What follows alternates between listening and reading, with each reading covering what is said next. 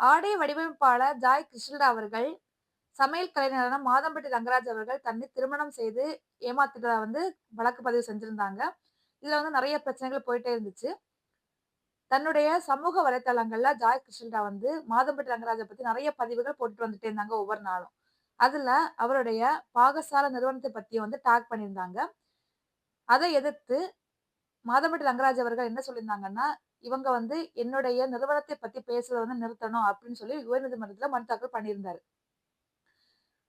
12,00,00,000 எனக்கு இழப்பு ஏற்பட்டிருக்கு அப்படிங்கிற மாதிரி. மனு தாக்கல் பண்ணியிருக்க நேரத்துல அத பத்தி எல்லாருமே அந்த நீதிபதி 2 தரப்பு வாதத்தையும் கேட்கும்போது, அந்த எதனால அவங்களுக்கு 12,00,00,000 இழப்பு அப்படிங்கிறத யாருமே சொல்லல.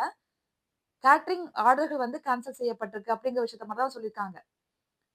அதுல கரெக்ட்டா எதனால பாகசாலா நிறுவனத்த 12,00,00,000 இழப்பு ஏற்பட்டு அப்படிங்கிறத கரெக்ட்டான காரணங்கள அவங்க சொல்லாததுனால, அந்த மனுவ நீதிபதி செந்தில்குமார் இன்னைக்கு தள்ளுபடி செஞ்சிருக்காரு. இந்த விஷயம் மாதம்பட்டி ரங்கராஜ் அவர்களுக்கு பெரிய ஒரு ஷாக்கிங் நியூஸா இருக்கும் அப்டின்ட்டு நினைக்கிறேன் நான். இத பத்தி மாதம்பட்டி ரங்கராஜ், ஜாய் கிருஷ்ணா அவர்களோட வழக்கு ஒரு எண்டே இல்லையா அப்படிங்கிற மாரி போயிட்டே இருக்கு அது பாட்டுக்கு. இத பத்தி நீங்க என்ன நினைக்கிறீங்கன்னு சொல்லிட்டு கமெண்ட்ல சொல்லுங்க.